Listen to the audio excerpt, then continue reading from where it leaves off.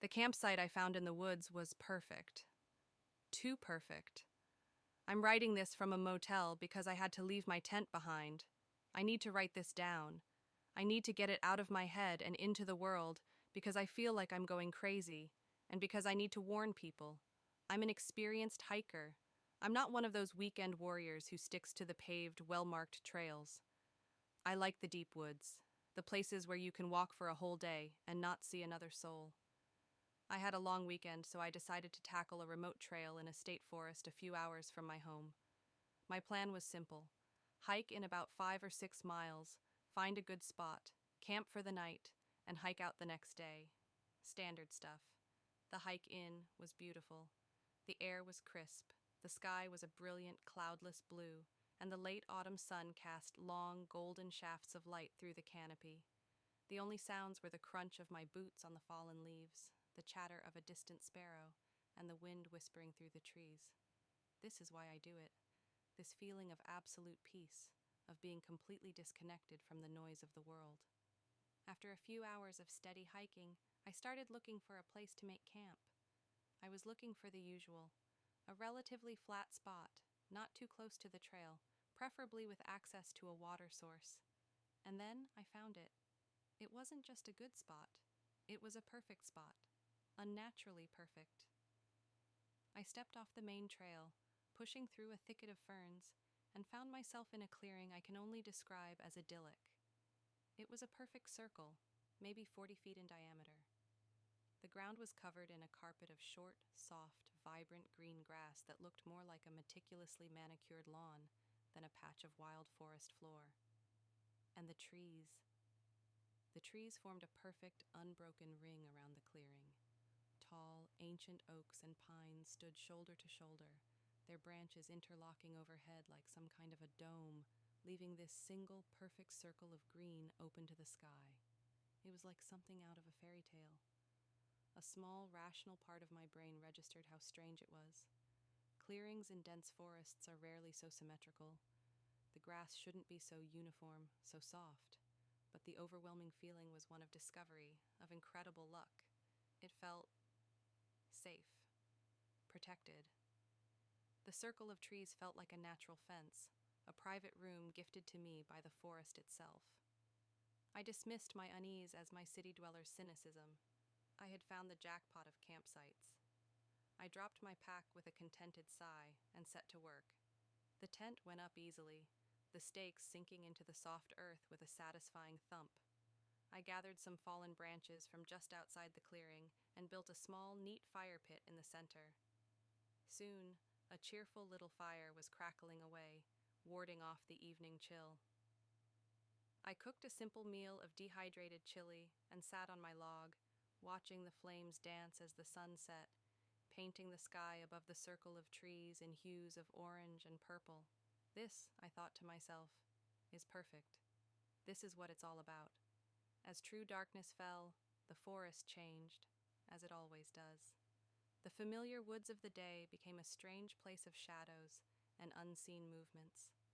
But I was snug in my little circle of light and warmth. I felt completely secure. After cleaning up my cook set, I doused the fire thoroughly, making sure every last ember was out, and crawled into my tent. I zipped up the flap, settled into my sleeping bag, and tried to sleep. And that's when the perfection started to unravel. It began with a feeling, a strange sensation from the ground beneath me. It was a faint, almost imperceptible movement, directly under my sleeping bag. It felt like insects. A whole lot of them, moving around just under the tent floor. A low-grade, creepy crawly feeling. I tried to ignore it. I'm in the woods, after all. There are bugs. I pulled my sleeping bag tighter around me and closed my eyes, focusing on the gentle sounds of the night. But I couldn't sleep. The feeling persisted, a constant, subtle, wriggling sensation against my back. It wasn't painful. It was just wrong. Then the noises started. They came from outside the tent, from the ring of trees surrounding the clearing. A soft snap of a twig, the dry rustle of leaves. At first, I assumed it was just an animal, a deer, maybe a raccoon, but the sounds were too regular. Snap, rustle, snap. They seemed to be moving slowly around the perimeter of the clearing, like someone is moving around me in the darkness. My heart started to beat a little faster. I lay there, perfectly still, my ears straining in the darkness, and then I saw the shadows. My tent is made of a thin, light-colored nylon. The moon was bright, and it cast eerie, dancing shadows of the tree branches onto the tent walls. I watched them, trying to calm my racing mind. It's just the wind, I told myself. The wind is making the branches move, but there was no wind. The air was dead still.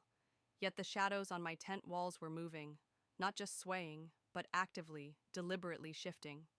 They were long, thin, finger-like shadows, and they were stroking the outside of my tent. I could see them sliding up the walls, tracing the seams, like curious, probing fingers.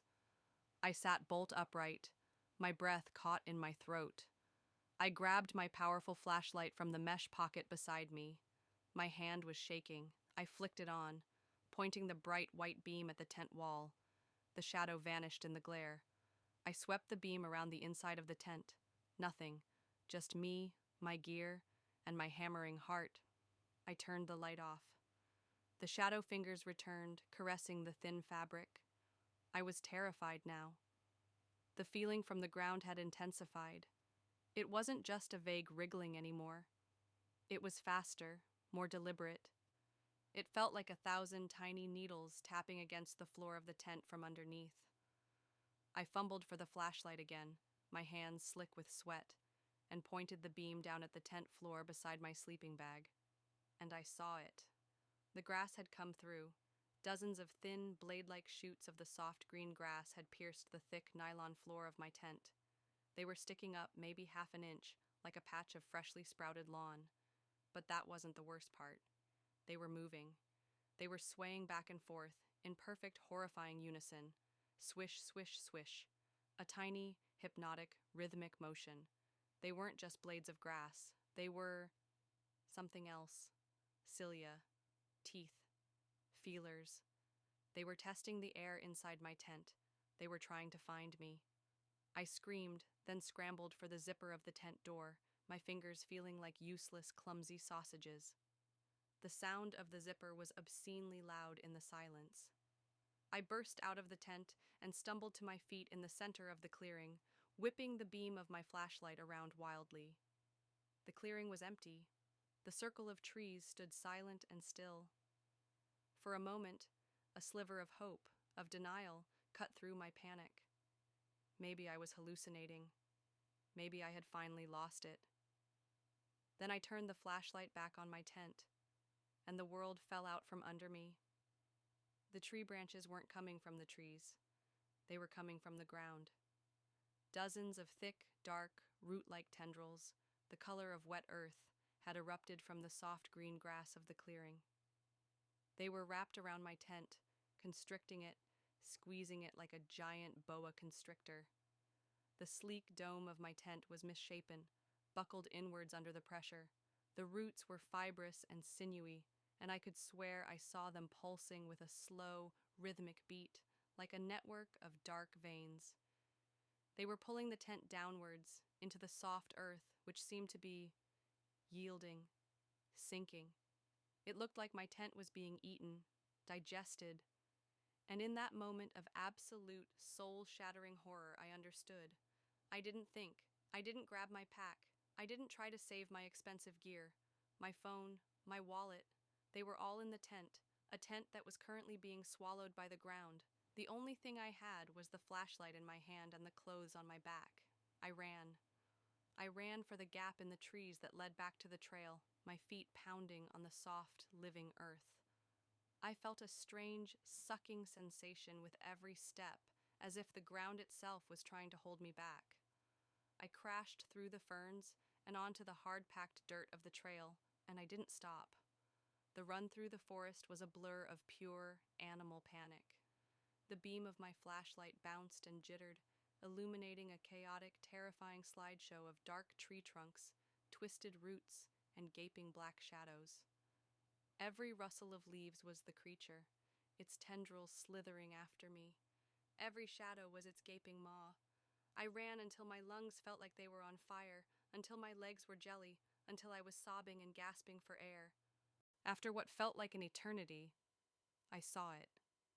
A glint of reflected light through the trees. My car. The sight of that familiar, man-made object was the most beautiful thing I have ever seen.